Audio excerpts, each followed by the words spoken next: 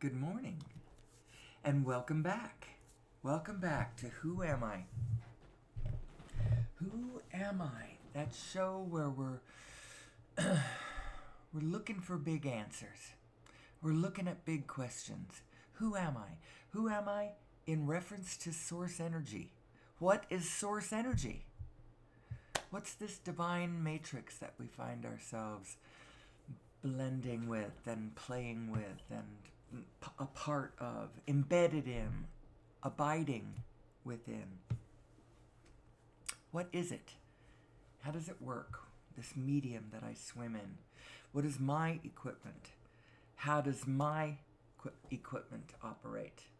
Who am I as an individual? Who am I as a species? Who are we as a species, for sure? That's a big part of this because it's a big part of who we are. We are a super organism, as it turns out, upon planet Earth, made up of individuals. Interesting. How do we pull that together? Like herding cats. Well, the answer is you don't herd cats. You have to let the cats go their own way. Interesting. But then how do we coordinate as a wholeness? How do we...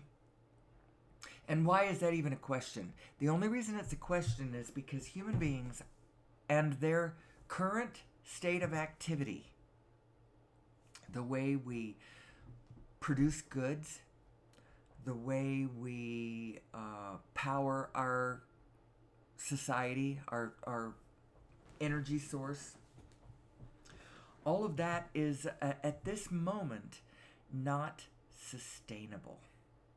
Who we are right now is not sustainable. We can't keep doing what we're doing. That doesn't mean that we're off track. It's like if you were to look at a caterpillar. There's certain kinds of caterpillars that they pretty much pick that bush clean before they turn into chrysalises and then, open up and fly away as butterflies. And you could look at their behavior at some of those points of time and say, you know what? If that caterpillar keeps doing what it's doing, it's not going to make it. It's going to eat all the food and then it's just going to die of starvation. And then the ecosystem's going to die and all will be lost. But you're not seeing the whole picture. You're seeing just a slice of what's happening. Because the fact is that caterpillar is not going to keep doing what it's doing. And I don't think we're going to keep doing what we're doing. Well, first of all, we can't. It won't happen. But right now, we are in a state of high change. A high rate of change. Every generation, every few years, human beings act different, they think different. All the different generations on the planet right now, they all think different.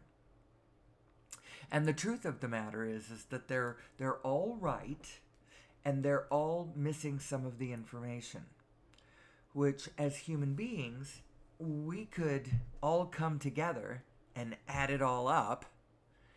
And just like the analogy of the blind men with the elephant, as long as those blind men standing at the different points of the elephant are arguing about what's correct, they are not serving each other.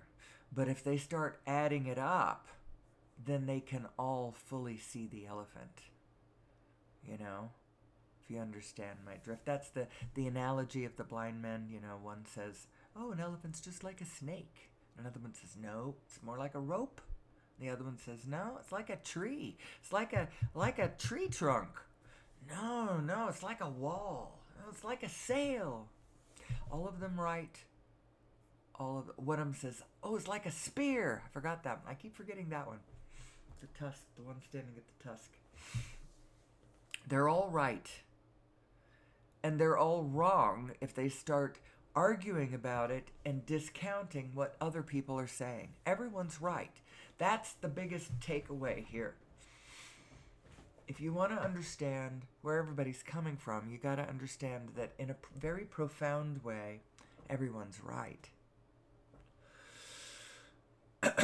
And it behooves us to try to figure out where our fellow human beings are right, what they are looking at. What is that you're looking at? Oh, I can see what you're saying. So let's start back at the beginning, because I haven't, I'm 5 minutes in and I haven't explained anything, just in case I have a new listener in the room. Occasionally I will have a new listener, and they'll listen to a show and then they'll fall away. It's just like I do. I mean, I have lots of people that I like to listen to, and I miss a lot of what they, I don't catch everything, and people aren't going to catch everything of what I say. I'm going to have newbies in the room. So where am I coming from? I'm talking about law of attraction. I'm talking about, there's a couple of things I try to add together. And then I'm trying to get to a practical point. There's a practical agenda I have on my plate that most spiritual leaders don't have that practical. And I understand. Because in a way I don't have specific things to say about what I think any person should do. I don't have any exact action. Go do this. Go forth and do this, because I can't call that from my position. You've got to call your own shots from where you are on the grid, because only you are getting the correct impulse coming from source that impulses your location. Anyway, so who am I? I am a vibrational being in a vibrational universe. That's the first thing to understand. Now, my particular agenda is I would like to help humanity achieve sustainability. That, I think, is really important. And I think that the way to do that is to understand ourselves, to understand how the mechanism works, how our equipment functions, how to drive our personal meat vehicles, our HBVs, human being vehicles, how to do that. And how does the matrix work? What are the laws of the universe? Now, I've heard Bashar put these in different orders, and I don't know if they're all laws or immutable rules, or only one. Only one of them refers to action. The others are all just talking about the way the universe works. Is that true? Is one or two action? Those rules are, just in case you're wondering, since I am blathering, those rules are, here they are. Let's see. You exist. There's nothing you can do to change that. Everything is here and now. There is nothing you can do to change that. The all are one, and the one is all, and the all are one. That's how he puts it. There's nothing you can do to change that. What you put out is what you get back. That one, in The Secret and Abraham, whatever, they refer to that's the first law of the universe. What you get back is what you put out is what you get back. And actually, they call it the first law.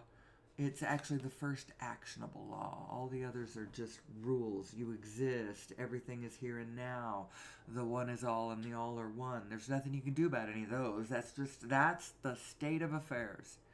And then you come to that one, which you're involved in now. What you get back is what you put out. The frequency that you broadcast on is the one that the universe answers you with. It's the bandwidth of frequency that you have access to out there in the world. And then the last one is, let's see, everything changes except for the laws. There's nothing you can do to change that. So that's kind of the realm of where we're going to be talking, but what's my agenda? Getting off fossil fuels. How do you do that from understanding spirituality? Well, you do that when you understand the rules of source energy, how source works. And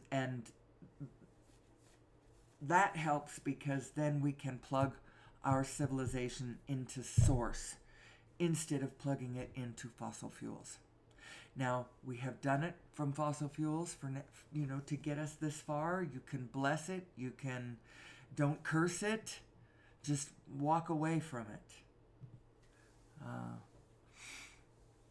I believe that over Unity devices are possible, and I point us all to a movie over on YouTube called The Lost Century and How to Reclaim It. Go look at that and sort through what, if any of that, you can see as true.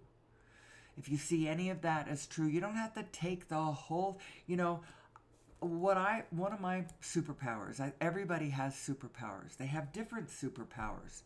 Sort of like back in the days when everybody read, I could say things like, that the Piers Anthony Zant series.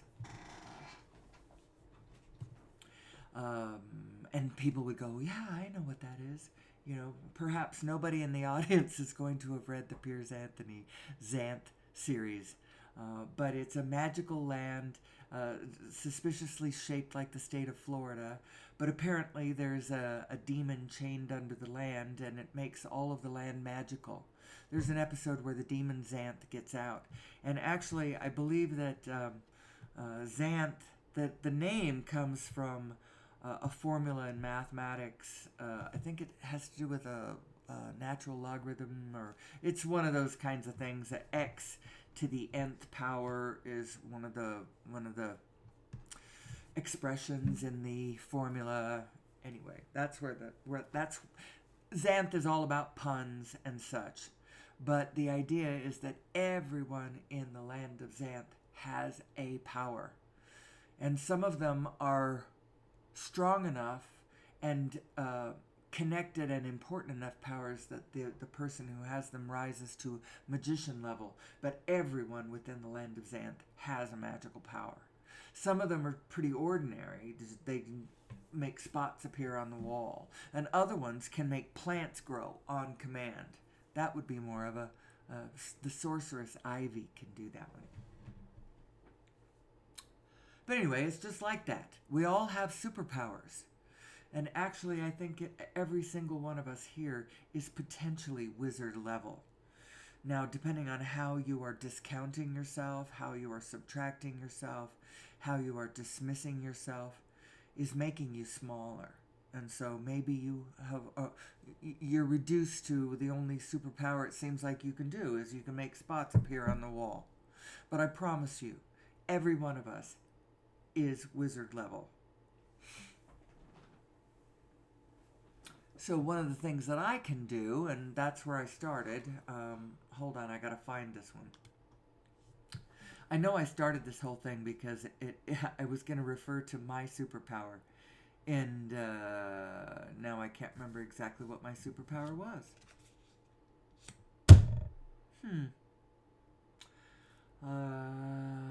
Adding things together, seeing where we are all right. Maybe that's where I was going to go. Being able to spot where we're right as opposed to just being able to see where everybody's wrong, where what they are looking at is different from what I'm saying. Must be wrong. No, we are all right. We are all right. And that's not really where I was going with this. Who am I? Who am I as an expression of source energy? And how does all that work? And there's a place where all of this meets another large concept, which is the new unified physics, which you may or may not have heard of. May or may not have heard that physics has been unified. That they can't understand why the universe at the quantum level behaves so differently than it does at the cosmological level. You know, when you look at the density of those Plancks stuffed into the proton, you know, their density at the quantum level is extremely high. You look at those Plancks, that Planck field inside of a proton, that density in there, with those Plancks touching one another, that density in there is 10 to the 93. It's really high. And 10 to the 93 isn't just, I'm not sure what you would think that number is. 10 to the 2 is 100. 10 to the 3 is 1,000. 10 to the 4 is 10,000. 10 to the 93 is a really, really, really, really, really, really, really, really, really, really, really, really, really, really, really, really, really, really big number. It's a very, very large number. Then, when you look at the density of the universe at the cosmological level, you're just looking at the stars and the galaxies and all of the empty space, and you look at all of the visible matter that you can see in the universe that's making up all of the planets and the stars and the quasars and the black holes and all that. Add all of that up together, and relative to the space that it's in, and you find that the density at the cosmological level is really, really, really, really, really, really, really not dense. 10 to the minus 30. Very, very, very, very, very not dense. That's how come physicists have to add in this dark matter, or it looks like the universe would just fly apart. Based on, you know, the gravity of the situation, based on the visible matter. There's not much visible matter relative to all the space. And at the quantum level, you're looking at inside the proton these Plancks lined up right next to one another, like sardines in a can. The can being the little proton, with the Planck field being full of the sardines, right? Way different, and people, they couldn't understand how do you reconcile these two places when, you know, the at the quantum level, all of that little stuff is what makes up all the big stuff. How do you get from one to the other? There's no unification. Well, it's been unified, and Nassim Haramein, and perhaps, I don't know if he published the first paper all by himself. I know that the paper that was published last September had a couple of other names on it. The Origin of Mass and Nature of Gravity, that paper, where it is explaining mathematically how material reality comes into being. How it comes into being across the event horizon of the zero-point energy field as the Planck oscillators go into spin caused by gradient density in the field. A density of minus 30 compared to a density of plus 93. That's a gradient density, I would say. Enough to send the whole universe into spin. Like little storms. Like little and big storms of spinning, you know, coherence, if you will.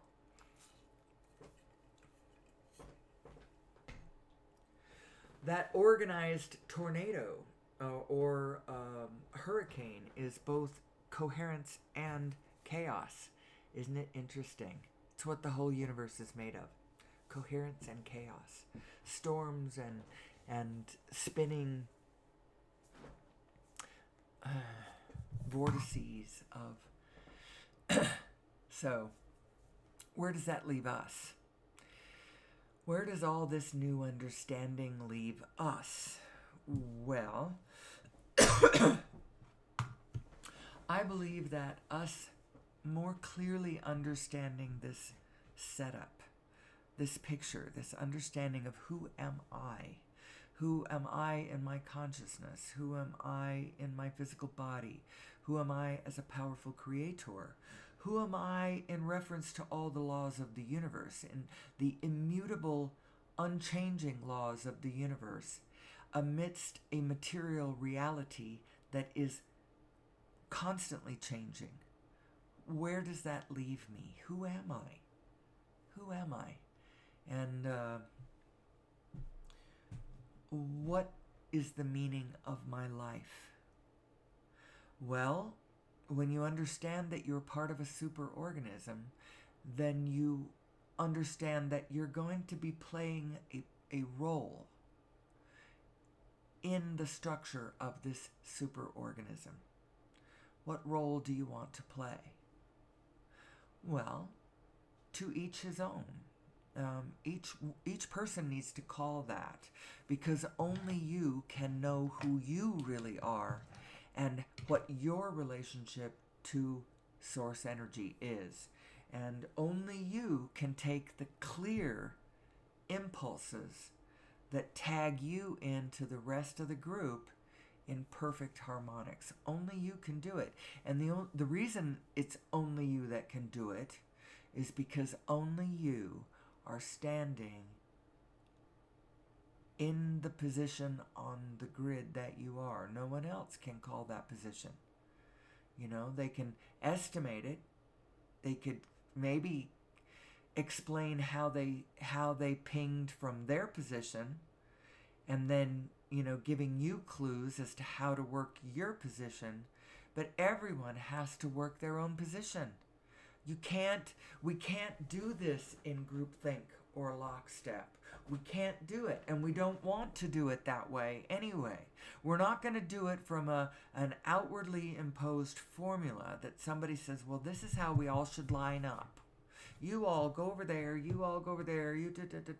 Now, actually, if the person saying that was in tremendous alignment with their overview and feeling it, you know, and they could be an instrument of organization that the others, feeling their true impulse, felt guided to, you know, follow someone else's directions for a minute.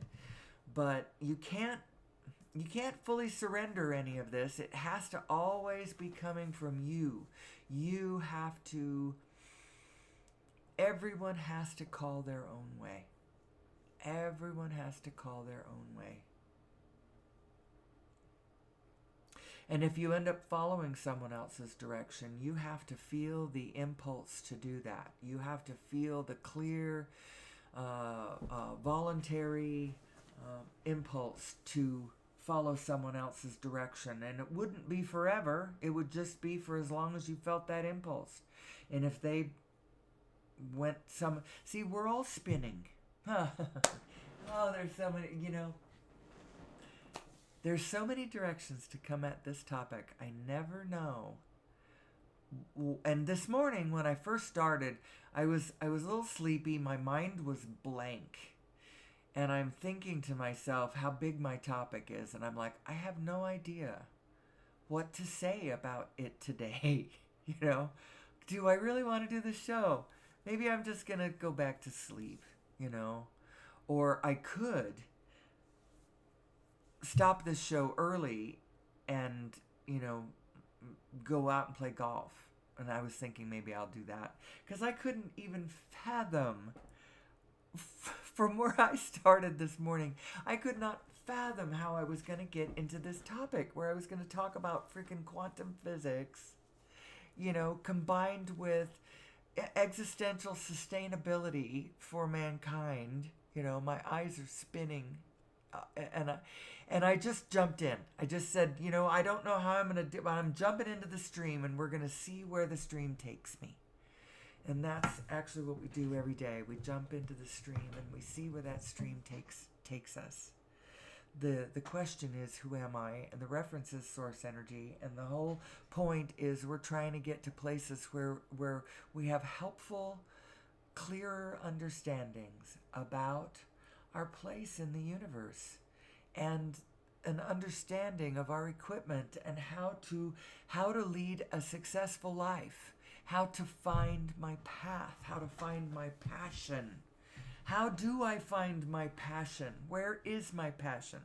Well, my source knows where my passion is because my source knows what's going on around me, knows what the collective projects are in big ways. You know, what is humanity around me trying to do? What projects that I could get excited about would be helpful and harmonious to the rest of the field as we all try to find our way. We are deeply in caterpillar mode right at the moment, getting ready to turn into butterflies. And oh my goodness, do we have some interesting times in front of us. We have absolutely amazing times in front of us. Ooh, I wonder. You know, I've closed this. That's too bad. Paul Levy has an article, the last article that I read that he put out. I really liked it. Paul Levy is an interesting character, and I haven't talked about him for a while. He has an interesting take. Everyone has an interesting take. And when you look at any individual trying to pull the wholeness together as they see it, they'll have an interesting take. If they are trying to pull a wholeness together, it will be interesting. You don't have to subordinate your viewpoint to theirs. You just ask yourself, what are they trying to say? And then when it starts coming to you in reference to this big wholeness that we are all referring to, it becomes really interesting. You look at Eckhart Tolle and his ideas of the pain body and the power of just being, the beingness, just resting in the present, in the now, the power of now, and the energies of the pain body, and you know, that's the negative self. It's like a negative energetic body that if you spend a lot of time if you spend much of any time crossing your own energy stream, you start developing this thing. It's a pain body. And when it starts getting low on energy, then it needs to pick a fight, or it needs to recharge in some way. And it's a negative self. So it has to go get something going, you know? It has to go pick a fight with somebody or and that's how come if you're in negative patterns of energy behavior, why you keep craving to go back and pick that same fight or do that same pattern that you usually do because you're jacking your pain body back up. Well, all very interesting. You know, you study his work and you go, I can see what you're saying. I know what you're looking at. And then you look over at Gary Zukov and his ideas. I remember listening to him talk to Oprah quite a bit, and a lot of the stuff they were talking about, you're like, oh, I know what you're talking about. He talks about the mothership, you know, and going with the mothership or not going with the mothership. That's what flowing with your oversoul is like taking the advice of the mothership and traveling with the mothership. And if you just say, screw it, I'm going my own way, and you go the opposite way, you're going to have a rough journey, you know. He's got other ideas too. He was the first one that made me really understand on a very, very specific level the idea of your thoughts having sources, sourced in either fear or love. And if that thought's source is fear, then the whole impetus of what it's tainted. They were talking about, I mentioned this yesterday, so if you listened to me yesterday and you're listening to me today say the same story, I'm sorry. Had to do with whether or not being on Oprah Winfrey. I'm going to be on the Oprah Winfrey Show. I'm going to be a guest on the Oprah Winfrey Show. You know, that could either be a positive or a negative. If you're doing it to make your parents proud, then it's a bit of a negative. There's a little bit of a fear in there. because you're implying that they aren't proud of you, or you have to keep proving yourself because you don't feel your intrinsic value. You are valuable whether you lift a pinky or not. It's not your actions that make you valuable. The fact that you are alive makes you valuable. Now that is the truth. Now on a practical level, there are things that we can do that will help the team along. And there's nothing wrong with that. As a matter of fact, the more that you do that, the more valuable you are to the team. It's true. And so but I would maintain that it is the power of our alignment is way more powerful than the power of your action. So if you really want to be valuable to humanity, line up with your inner being. And then you could be bedridden still and unable to do any action of any significance of value to the rest of the field. And you could still be of incredible value to the field. Just line up with your inner being. Your alignment is very powerful. It's powerful because it will affect the alignment of others.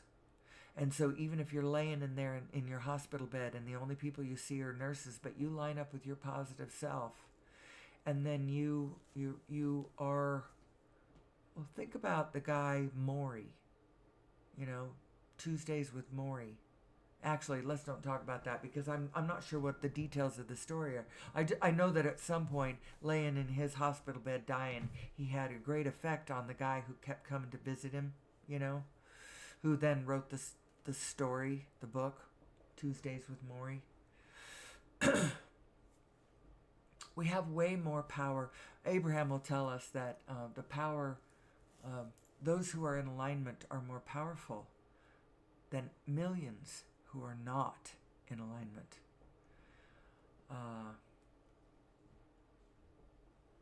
So where are we? I'm trying to pull together an understanding, just a basic level understanding of who the hell we are and the whole meaning of our universe. Where am I in that? Ugh. So many things to talk about. I'm a bit unfocused this morning, although I can drive to certain points. I can. I believe that a better understanding of source energy is going to get us off fossil fuels. And I think that that's really important because I think we have been artificially held on fossil fuels just a little bit longer, quite a bit longer than would have been natural.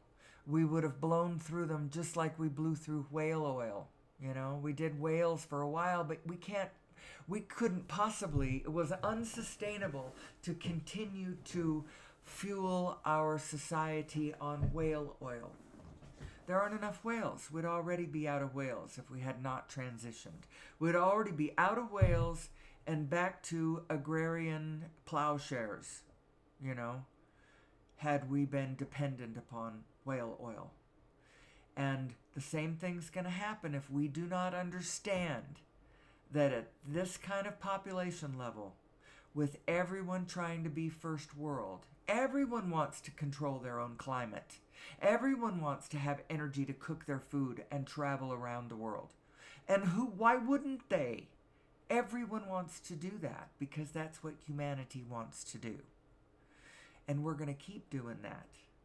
And we are the caterpillar right at the moment, chewing up the last leaves on the bush, right before we go into our chrysalises and come out as butterflies. Some of us kind of chrysalised a little bit back in 2020. Those of us who had the privilege to be able to go off into our own spaces and think about things during the time of COVID. That would have been a lot of my people. My people being older people, people who are their lifeline to the human supply chain is secure. I didn't have to be out there on the front lines, working in the grocery stores, risking getting COVID. I didn't have to be. My husband came home to work. He worked from home during that time. Never really went back. After COVID, he continued to work from home. Started going into the office, 1 or 2 times a week, but it was nothing like it was before. With the 5 days a week, 8, 9 hours a day. Nothing like that, because now he's retired now, so I don't have to go anywhere. It's easy for me to sit and. But during that year, I absolutely fully participated in that quarantine, and I enjoyed it. As a matter of fact, I knew several people, all my age or in my age group. My brother and his wife very much relished the alone time, the backing away from society moment. I had another friend, and they didn't have a problem with it either. Happily married, older couple, retired. And I spent a lot of time reading, meditating, thinking. I met Abraham. Well, not physically, but I met her work. Esther Hicks and the Law of Attraction. Finally found the book Law of Attraction and went, oh, look at how this is. The year before COVID, my daughter and I had been studying A Course in Miracles. We had joined a local A Course in Miracles study group, and we were going down to the local community center every Wednesday. It was either Mondays or Wednesdays. I can't remember. Monday night, I think it was. Anyway, once a week we were going down to the local community center and studying A Course in Miracles. Of which there's a great book, Return to Love, written by Marianne Williamson. It's a nice, easy way to sort of absorb the general idea of A Course in Miracles, which basically is telling you that you're creating your own reality. I mean, it comes at it from a pretty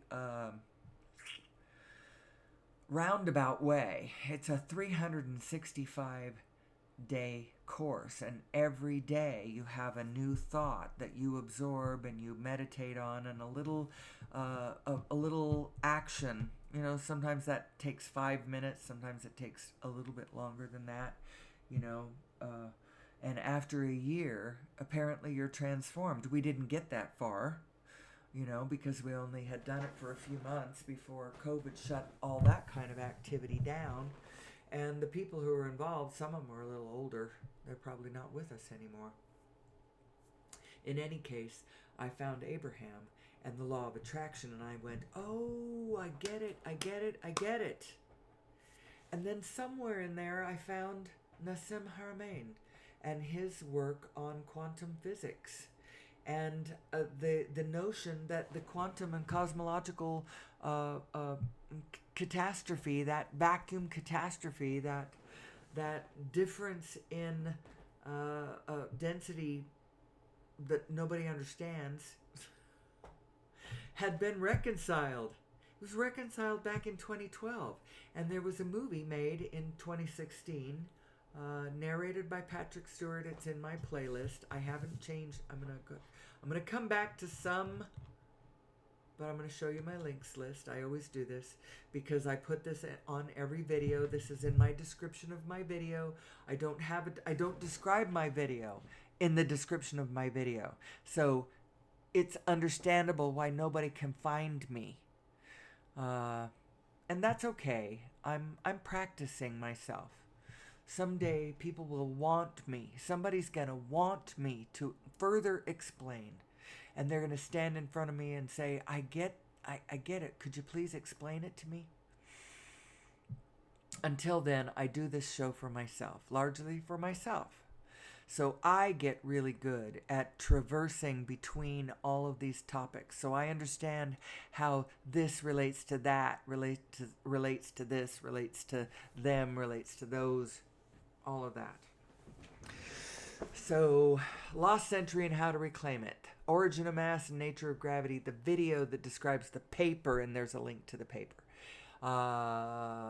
Quantum Revolution, the 12-part series over on Gaia, describing, and I say this all the time in my show as I describe the zero-point energy field and the fullness of space and spinning space-time and the black hole structure of and the holographic nature and the new model of the Big Bang, how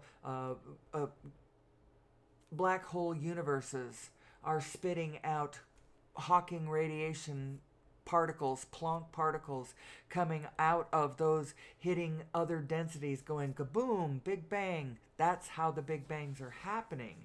A Planck from a universe of a higher density hits this space of lesser density and goes kaboom. That's a Big Bang. And it's just one of many, many, many, many, many foaming Big Bangs. And then how the feedback structure leads to an understanding of consciousness and universal consciousness and the matrix, all of this. I'm trying to put it all together. So we got the connected universe, then Living in the Future's Past. That's a movie. All of the movies are YouTube versions, absolutely free. Just click on them. There they are. Living in the Future's Past, that's narrated by Jeff Bridges, and it's a movie that just talks about us as a superorganism, and I found it interesting to add in. I could put other stuff, and as a matter of fact, maybe at some point I will. Maybe I'll have my links list be a moving target, of a playlist of things that I have added in, that I find interesting. I love Paul Levy and his work because he's got such an interesting view. Let's see, I got to get back to somewhere. Where do I want to be? Well, do I like that one? No. That one, I have so many scenes. Ooh, that one, I saved that one for winter. Mountain Reflections. No. Hold on. I think I've found my way back to where I started. I don't want to make too big of a deal of the background videos that I'm putting up. I do have some slides that I use. If you're a fan of the show, you're familiar with all of them. In any case, so where are we? I always have a hard time. If I lose my place, there's such a big circle of topic, then I don't know how to find my way back into the stream. Well, the question is, who am I? I'm already 43 minutes in, and I haven't explained much. A lot of it has been just sort of speaking to people who might already understand what I'm talking about. I was talking about absorbing other gurus, and as you address people who are, trying to say something about the allness, how absorbing them is always interesting, as you see their take on it. I mentioned Eckhart Tolle and Gary Zukav, and I have playlists in my YouTube that are like a statement of the journey that I went on, all of the people that I studied. Let's go look at that, just to be interesting. Let's see. I gotta switch accounts. I gotta pause this again. Sorry. Well, for instance, people like Joseph Campbell, Deepak Chopra, Dr. Sue Morter, Jill Bolte Taylor, Dr. Joe Dispenza, Tim Freak was an interesting one.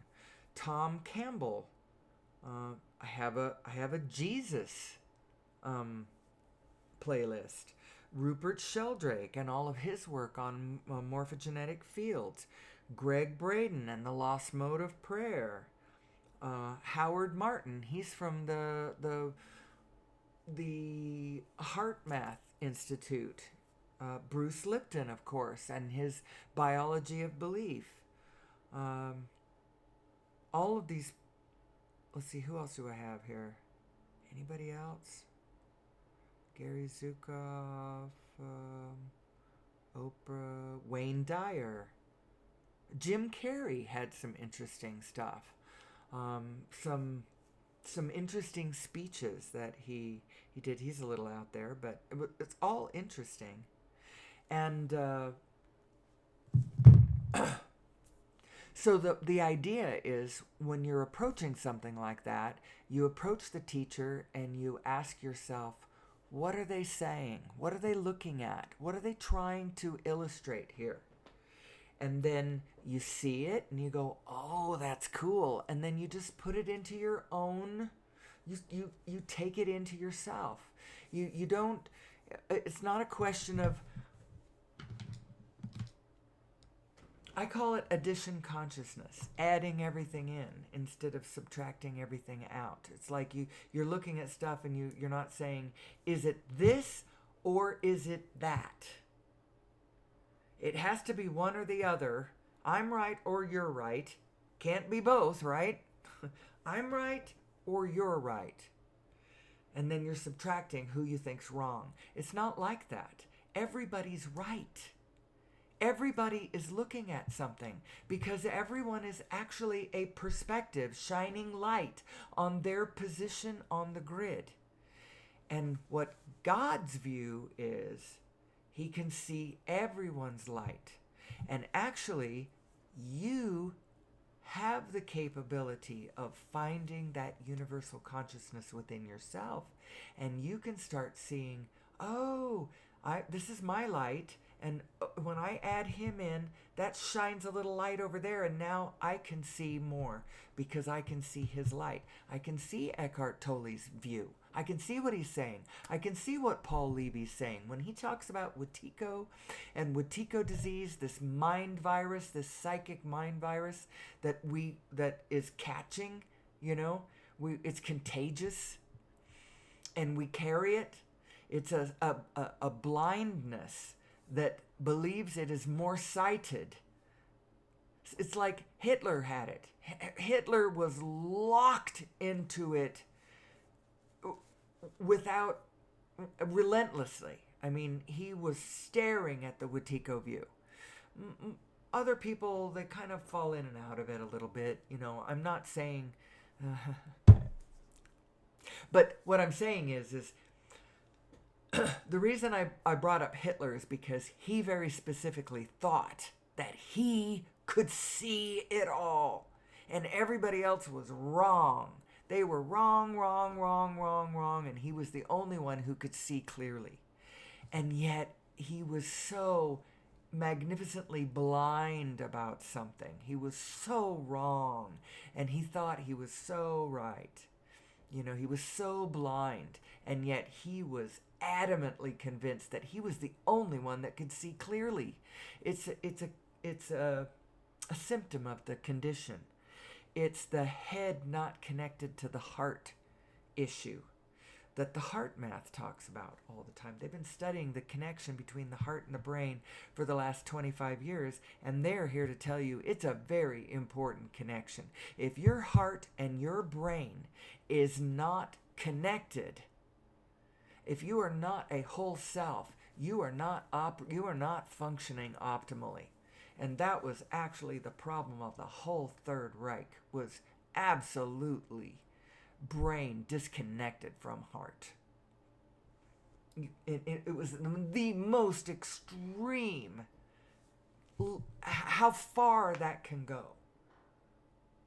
And a lesson to us all about how far Wetiko disease will take us if we don't understand what it is. Now, Paul Levy's story, let's see if I can tell his story really quickly, because he would call himself a wounded shaman character. And it is his own journey of woundedness that has brought him to his understanding of where he is. So he had issues with his father, you could say. Psychological issues with his father. Now, I talk all the time about the dual nature of ourselves. We are our inner being self, and we are our physical self. And our inner being is like our impetus to light. It's our impetus to life. It is our life self, our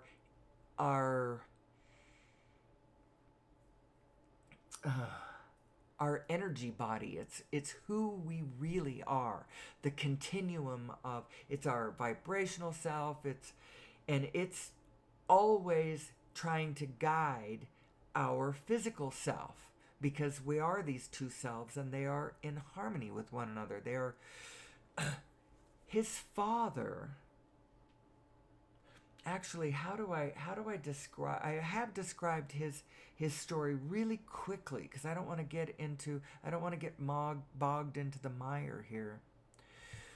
But let's see, how would you describe it? Issues with his father caused him to have kind of a psychic break, a crack up between his two selves, because the psychological pressure that his father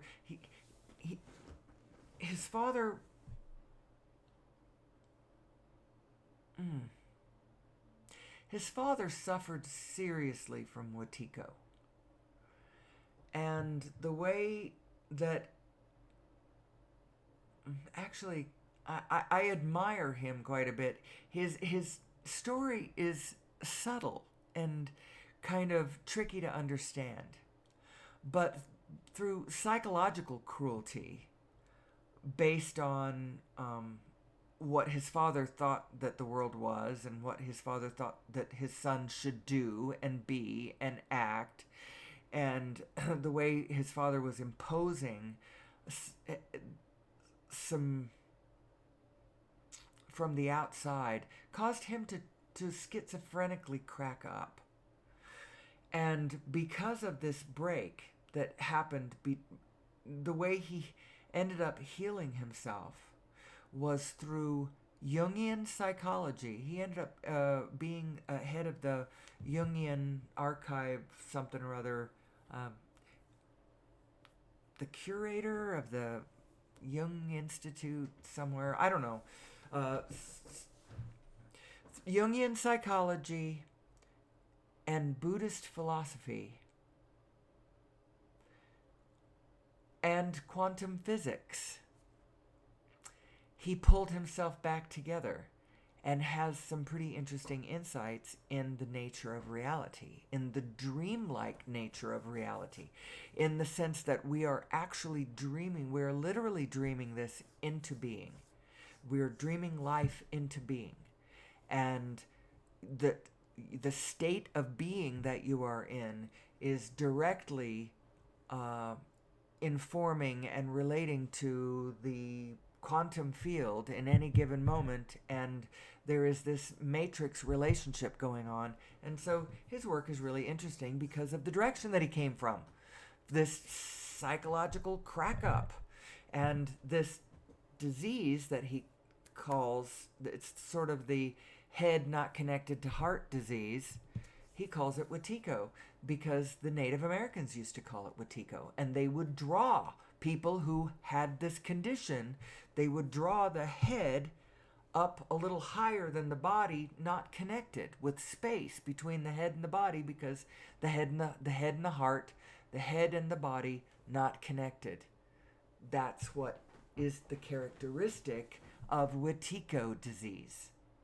This is related to the word Wendigo. It's that word, That's the monster, you know, the with the horns, with the antlers, and the beast body, and the whatever. There's slasher movies about the Wendigo. It's all different versions of the same word, Wetiko. So anyway, that just all further illustrates how interesting everyone is, how interesting everyone's take on everything is. You can pull it into your own consciousness, and you can add it to your own picture. You actually have the capability of doing that. Your consciousness is actually really, really, really smart. And your physical brain has the capability of being pretty smart, as long as it doesn't think it's leading the way. As long as it is humble and in service to the source mind, who really does know who you are, where you are, what you want, where what you want is, and how to get it, and all that. So who am I? Well, you're a binary system. You're a vibrational being in a vibrational universe. And so you consist of two main aspects. One is the physical body that you inhabit, which, by the way, is also vibrational. But this physical body that you inhabit, that's your conventional self. It's your expirational self. It's the self everybody knows about, right? It contains the physical brain and the physical skull, and that mind that you have some say over. But you have an aspect of you that you may not fully realize, that it is you. It's coming from the expression of your body. It's coming from you. It's coming from your Plancks. It's coming from your atoms, your atomic structure. It's you. And it is vibrationally connected to the whole rest of the universe. So it's like a sense. It's like a sense in the same way that, you know, that you can smell the universe, and you can see the universe, and you can hear the universe, you can taste the universe, and you can touch the universe. Well, you can also feel it through this vibrational sense. Now, the way that it's different from those senses is that this sense, this aspect, is actually you. Your nose, your nasal, your sense of smell isn't you. Your sense of smell is a sense of smell that you uses to understand the universe. And when you die, your sense of smell is gonna die because it's based in your body. That's where this differs. This is not the same. When you die, your emotional sense does not die because your emotional sense is actually you. It's your continuum. It's the expression of you, the energetic expression of you that keeps going.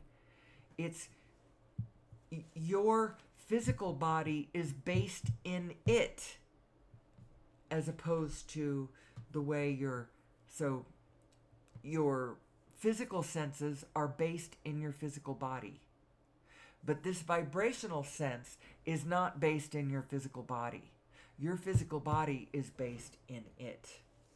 That's the difference. When your body dies, you're still that vibrational self.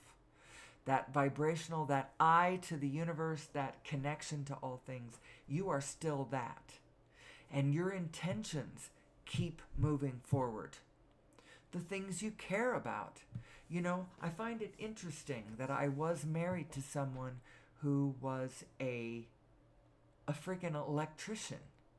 And now I'm all talking about energy sources, and that we need to get off of the energy sources that we are on right now. Wouldn't I love to have George around right now to talk to him about us moving off of fossil fuels and onto other forms of energy, because I know he was an expert in energy. He understood that. And then now I'm married to someone who launches rockets in the 20th century sense of the word rockets. you know? And wouldn't I just love to...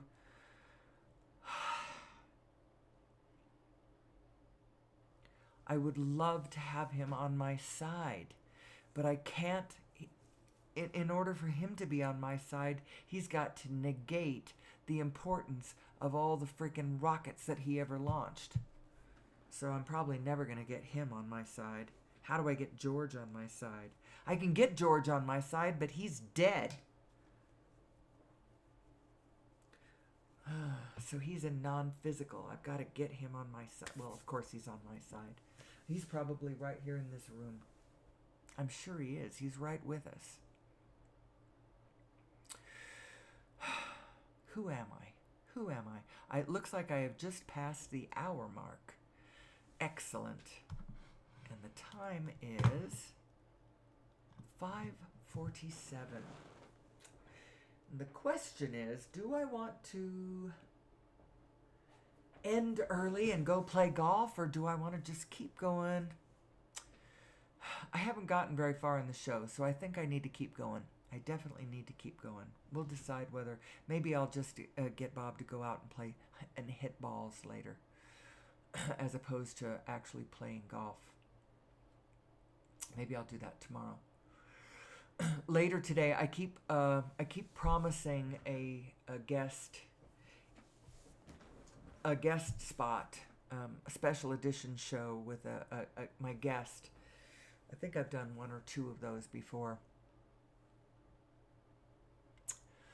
That may happen later today. I have a new principle I get to share with my guest. It has to do with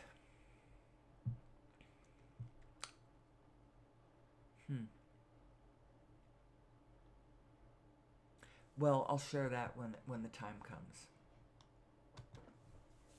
Actually, I'm going to share one of these because I really liked this one. It has to do with the energy of play. When you are playful and you bring playful energy to the field becomes softer, more malleable, more clay-like. You find yourself in a position where you can move to new things. You can change. You can. The whole field gets softer. And when you approach the universe with not a playful energy, but a lower energy, in the lower spectrum of emotional energies, then it hardens and becomes more rigid, and you can't change it. It locks into that darkness that you are seeing it as. When you approach the field from a playful energy, the whole field softens and becomes more clay-like. Play goes to clay. That's how you remember that. Play and clay. As you're playful, the energy of the world, it softens. The whole thing becomes more soft, and you can, it's malleable. You can shift it. You can play with it. If you take it more seriously, it hardens up. And it truly does that. It has to do with how it reacts from your energy stance. Your state of being is what is causing the world around you to be what it is to you. It's just being that to you based on the energy that you're bringing to it. Those lower energies cause that whatever you're looking at that you're displeased about to sort of lock in. You don't want to lock in that crap you don't like. You have to come at it from a different energy, and you come at it from a different energy and the whole world shifts under your feet. That's the deep truth about this whole thing. You are a vibrational being in a vibrational universe.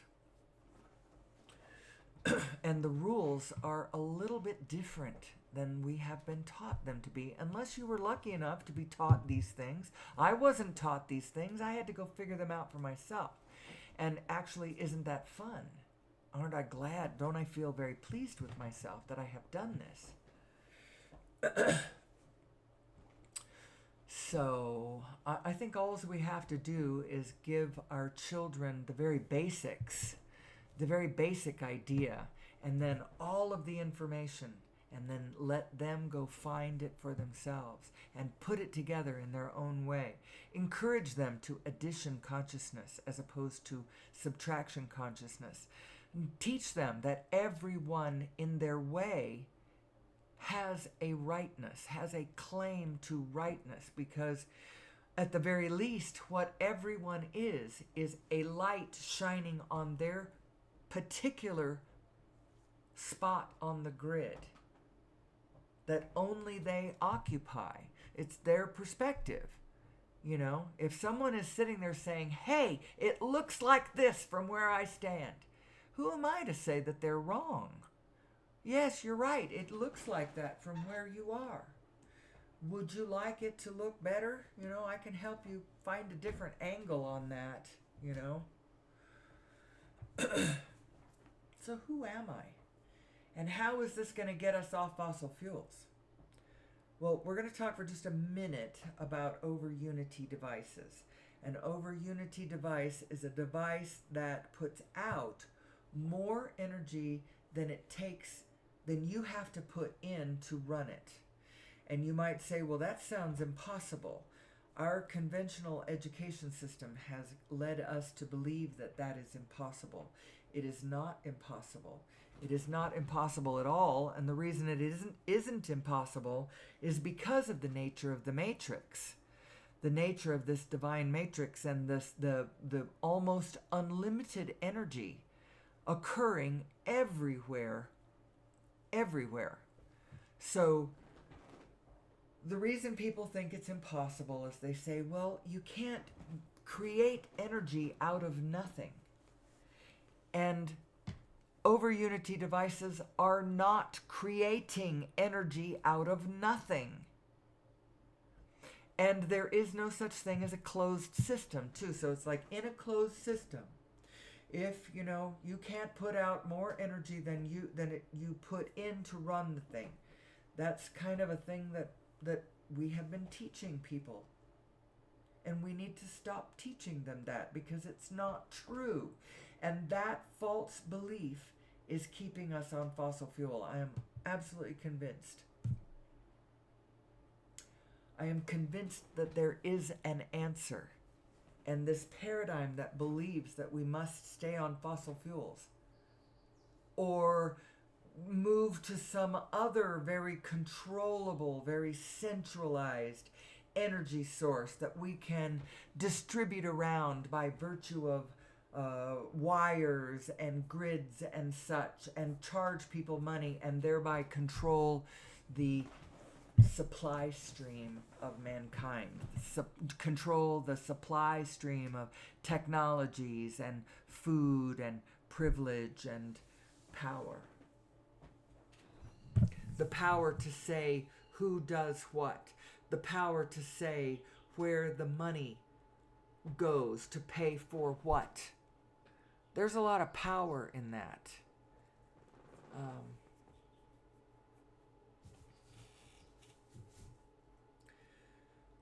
I believe that the paradigm that we are on right now is outdated. We should have gotten off of fossil fuels last century, at the very least, last century. Fossil fuels could have been just like that moment in time where we used whale oil to light our way. But you know, everybody wants to control their environment. If you live in a hot climate, you want to be comfortable. You want to be able to cool your body down. If you live in icy places, you want to be able to warm up. You want to be able to stabilize that. You want to be able to cook your food without having to cut down what little vegetation manages to grow in your world. Imagine having to cut it down to cook your food today, knowing that there will be nothing to cook your food tomorrow. and the desert grows, and the desert grows. And I don't like this. I don't like this. I don't like what humanity is doing on the planet. And I think we're doing it because we don't know who we are. We are not in alignment with who we are. If we understood who we were and we're in alignment, then our actions would be in alignment with the field around us. I think we can get our society to a place where we are intergalactic travelers who at any point on the planet can run our highly technological equipment. I believe that's possible. And I don't want to be in the Dark Ages anymore. That's why I do the show. I want to help us get to hit our sustainable stride. I want us to be in alignment with the rest of the field around us. How does that work? Well, it has to work individual by individual. You cannot force it from top down. You cannot declare it. You cannot decree it. You have to teach human beings how to plug into their source. And each and every one of us has to do that individually. And then we come together collectively.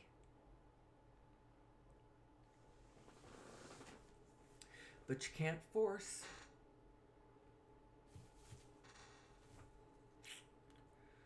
So, where does that leave me? I mentioned the paper. And I've got a lot of slides from the paper. And I could tell you to go look at the paper and then go watch the YouTube video about the paper. I have slides. This one shows Planck units. A Planck is actually the unit, the base unit that all of the universe is made of. Planck oscillators. Individuated Planck oscillators. And what is a Planck? It's a frequency. And of course it would be a frequency, because if you want to understand the world, you got to think in terms of energy, frequency, and vibration. We do live in a vibrational universe, and you do have vibrational overview. You do have a vibrational self that is guiding you, that knows where everything is, because she is vibrationally in touch with everything that is. And how does she do that? She does that because the universe is holographic. All of the information is everywhere, and it's contained in a frequency, an interference pattern frequency, where all the Plancks everywhere are touching all the Plancks everywhere and exchanging all their information everywhere all the time. And so because that's true, it's not like in order to have the information of what's going on the other side of the world, I have to physically be on the other side of the world. I do not. Because all of the information everywhere is right here with me right now. Isn't that cool? And of course, I have an aspect of myself that can read that. And a Planck unit is a frequency. And when they cohere together, when they come together, they spin. And they create bigger frequencies. The biggest, longest frequency is going to be the frequency of the whole universe, and the shortest one is going to be one of a Planck. And everything in between is organized. It's the organization of these Plancks. When they organize, and the way they organize is a single oscillator will get thrown into spin and start swirling. The Plancks around it start cohering in the same spin. It's all spin. It's all spinning space-time. There is nothing, you cannot see anything around you other than spin. All of the matter that looks like stuff is actually the Planck field spinning. Every proton is a vortex of spin. I have a picture that shows this, that shows it to me. How do you get a Planck? What is a Planck? Take a photon, which is a packet of light. It's not even it's a light particle, but it's not an atom. It's not as big as a proton. It's just a packet of light. It's like an electron. It's more like an electron. Photon, packet of light going at the speed of light, crossing its own diameter. How far did it go? It didn't even go the diameter, because it went only as far as that packet of light could go. Oh, well, I guess it did cross its own diameter. Well, so that's the Planck length. The Planck time is how long it took to do that, and the energy is associated with mass and energy have an association. That Planck mass, that's the Planck. This right here, this one shows how when those Planck oscillators go into, when they come across the event horizon of the 0-point energy field, when they go from being incoherent Plancks just kind of jiggling with the Dirac sea, all of the rest of the Plancks just kind of jiggling there, when they go from there into coherence, coming into coherence, becoming matter, they're spinning. Spin is baked into the cake. You can't have mass without spin. It's fundamental. It's not separate. And this explains all of the forces. This actually explains all of the forces. And the spin, the fundamental spin, is actually all of the dark matter and the dark energy that we have not, that you can't see, is actually the spin in the field that we aren't adding in. All we're adding is just the visible matter. We're not seeing, it's like the cream in the coffee. We're not adding in the coffee. We took that coffee and we spun it with a spoon, and then you dropped a little bit of cream in there, and the cream appears like the galaxies, the spinning, whatever, caught up in the coffee. When we add up the matter in the universe, we're just adding the cream. We're not adding the coffee. The coffee is the rest of it, the whole structure of it. And the mathematics of that has been done, and the mathematics is always the roadmap to the technologies of the future.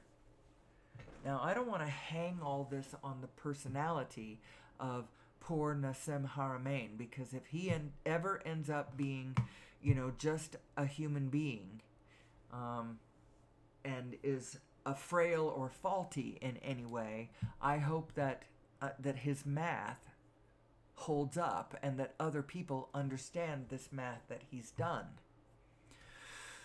Because I believe that this is the way to the future, the actual future. Not the future of us trying to thrust through the atmosphere by burning fossil fuels and taking off rocketry from the planet, piercing the atmosphere and heading off into space that way, taking only a handful of people with us, because that is not practical. It's going to be us understanding source energy itself so that we can fly through the universe on source energy. Source energy is everywhere. You don't have to take it with you. It is everywhere. The center of the universe is everywhere. The Planck field is everywhere. Because that's what 0-point energy is.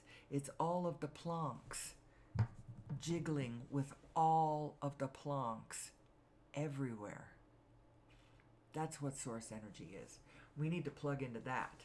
And understanding this fundamental nature of spin is going to help us actually conquer gravity.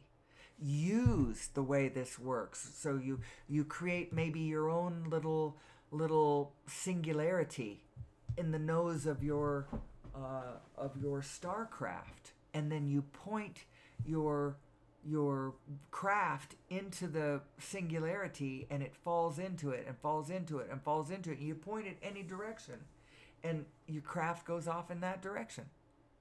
I don't know exactly how that's going to work. I don't know exactly. I'm ahead of my time.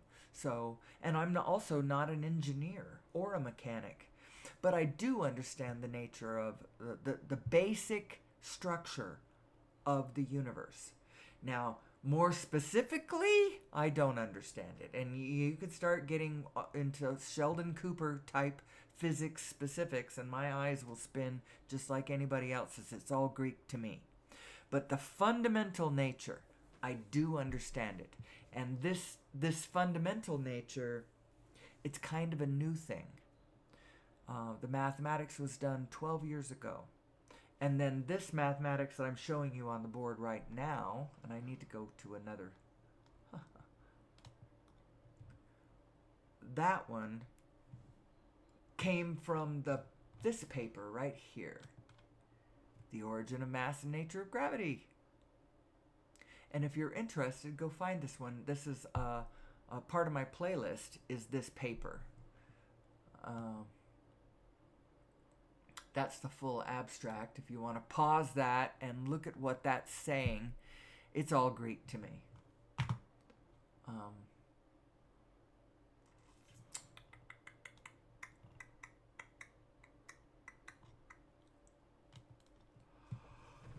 So where does this leave us? Where does this leave us? I don't know. I think we're doing okay. The very fact that there is the International Space Federation and the Resonance Science Foundation and Nassim and his entire crew of physicists and mathematicians working on this, the fact that that is even so in my time is a good sign. Remember, so let's, I'm at an hour and 22 minutes. I'm going to go a little bit longer, and I'm going to start back at kind of the beginning and talk about us as vibrational beings. We're vibrational beings in a vibrational universe. And I don't like what that just did. Let's go to this one, just for no reason whatsoever. I call this one Swirling Fishes. So you're a vibrational being in a vibrational universe, and the steps of creation are as follows. Steps 1, 2, 3. Step 1, contrast causes you to ask for something that would be better. Ask for the better. Ask for an answer. Ask for an idea. Ask for relief. Ask for more. Ask for improvement. Ask for, and a lot of the asking, I mean, you answer yourself. So I have an idea. It comes as an idea, and then I go make it better. So that asking contrast causes you to have ideas about how this could be better. And when it's bad, that's really when you ask. You know, you're in the middle of war. What are you asking for? Peace. I hate this. I hate this. I hate this. And so you ask and source answers. Source answers vibrationally. So you ask. Step 1, you ask. Step 2, source answers. Source answers you vibrationally with an implicate positive to the negative that you... I'm finding this one rather distracting. We'll go with this one. It was all those splashes. The splashes in the water around the bungalow were kind of bothering me. See this? See, look at the splashes. I think they do that because they want to keep the motion. I don't need it to have that much motion. You got a cockatoo over here on the right also. So step 1, you ask. Contrast causes you to ask. It's just a natural thing. And it's not anything you could stop or do anything about.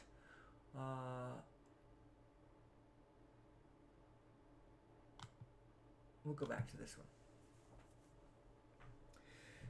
And what happens is vibrational rockets emanate from you in the asking for more. And the answer that Source does is like the implicate positive of that. It's sort of like the way a negative of a photograph is taken at the exact same time that a positive, so you take a photograph and both positive and negative are right there at the same time.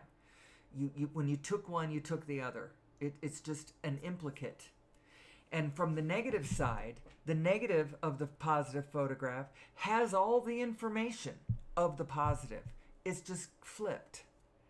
And that's what happens when you have that negative experience. Your positive self cannot do negative. And so it does the implicate positive. The implicate positive is created in your oversoul the very second that you cry out for more. Source answers. It answers with this implicate positive, but it's still just a vibration. It's just a vibration at that point. It's not physical reality. So how do you follow that vibration to the physical reality it will become? You have to find that vibration. You have to find the vibration of the answer. Know that Source has answered you. So then step 3 is you have to get into a state of allowing what you've asked for to come into being. If you are still in step 1, raging about how bad you think whatever is, you're not recognizing that you have already been answered. And as long as you stay in that frequency of continuing to bang the drum of, I don't like this, I don't like this, I don't like this, you will never see the answer. Because remember, you get back. What you put out is what you get back. So you have to find the frequency of what you want, because everything's a frequency. And so if you're all pissed off about war, you being angry, or any of those emotions about war is never going to bring you to peace. If you want peace, you got to go find the frequency of peace. So anyway, the steps of creation, 1, 2, 3. Step 1, you ask. Step 2, Source answers. Step 3, you've got to get into a state of positive expectation that you have been answered. And from that position, then you will see the answer. You'll start getting the good ideas. You'll start getting the impulses that will move you in the direction of your answer. Otherwise, you're not going to see the Step 4 is you get really good at step 3 and you're in a state of allowance all the time. You're like, I always, things are always working out for me. So I don't know how this terrible thing that is just, my house just burned down. I don't know how that's serving me, but somehow it is. And I'm going to find how it's serving me instead of staying forever banging the drum of how unhappy I am that my house just burned down. You see what I mean? And if you look for the advantage, when you look for how is that serving me, you will find it because it is serving you. Everything that happens, things are always working out for you. But you may not recognize how it's working out for you, and you may be, your mind may be fixated on a particular way. Your insistence on it coming in a particular way may be the resistance that's keeping you from seeing that it's coming. You know, you're expecting that abundance to bloom in your bank account. And when it doesn't bloom in your bank account, you don't spot where you could have turned to the left and there was your neighbor trying to hand it to you. You know, you were so busy staring at your bank account that you couldn't see, you know, how it was trying to come at you from some other direction. Because, you know, the universe is whole and it's full. And it's coming at you from all kinds of directions. If you're only expecting things from one direction, your insistence that it come from that one direction is preventing you from seeing all the other directions it could be coming at you from. And it is coming at you. Abundance is trying to get to you. It is raining down all around you. And you've just got your umbrella up so that you can't, it's not getting to you. It's an interesting analogy. Anyway, so where does this leave us? Where are we? We have passed the hour and a half mark, so I could quit at any time. I think we're well past the hour of 6 o'clock. So I don't want to go play golf this morning. I may want to go hit balls, though, for sure. So where do I want to take this discussion now?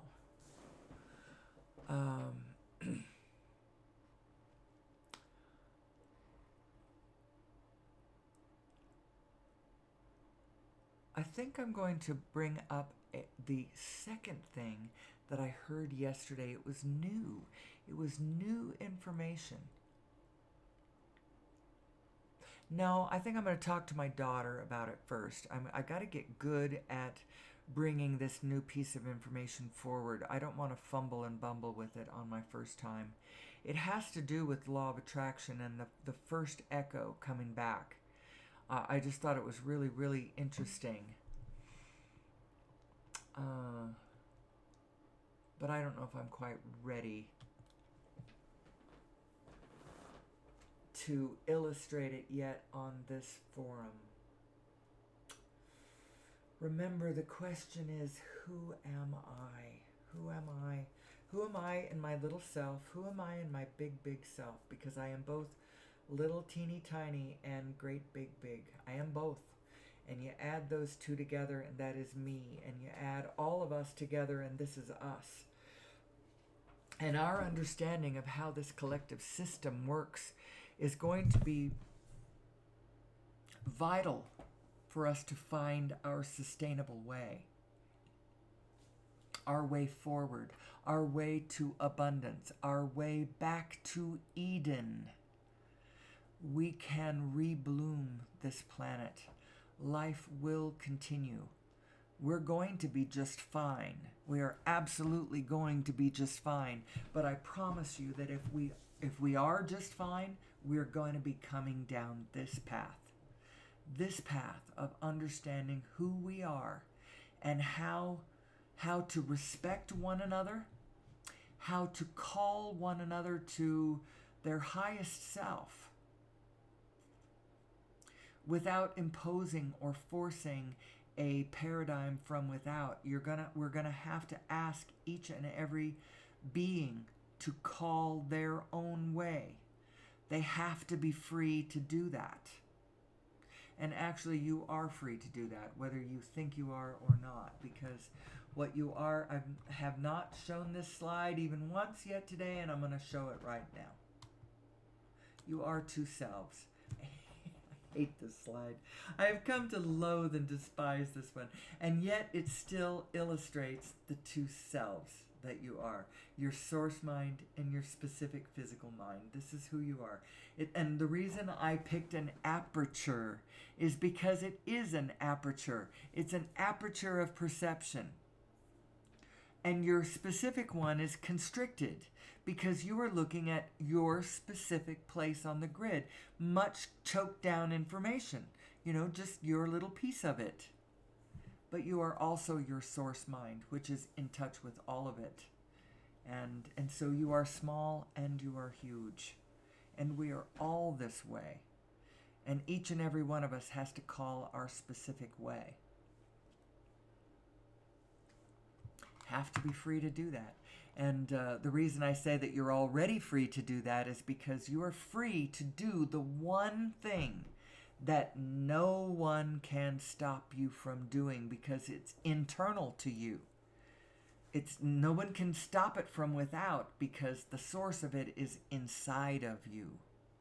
There is no one that can come between you and your source.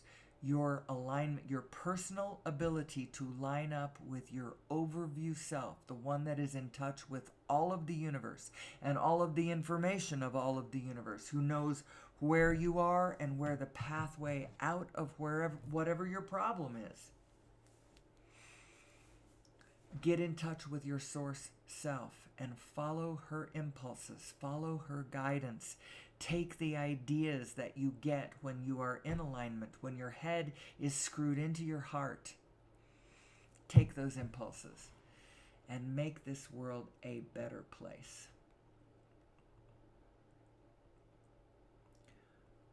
I had a really good show yesterday. I had a couple of minutes where I went blah, blah, blah, blah, blah, blah, and I explained my whole thesis.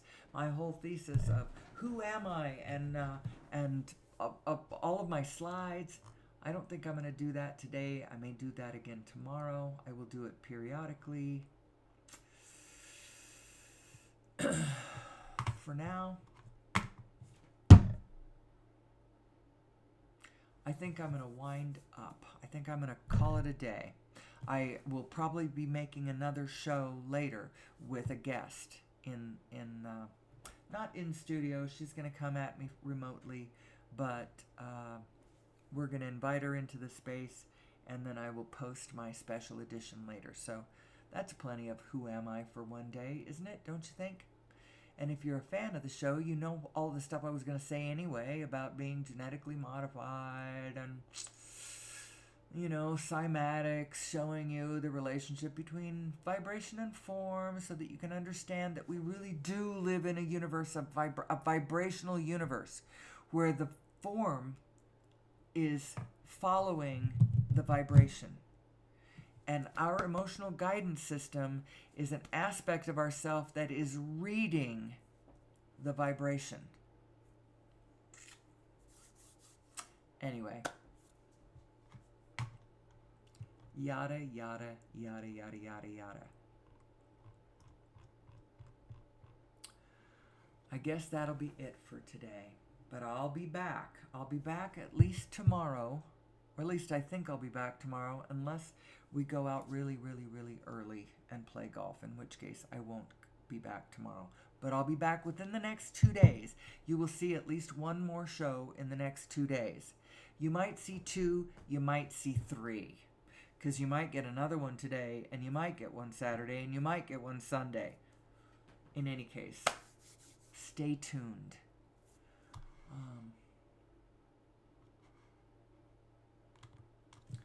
I want you to know that there is so much hope.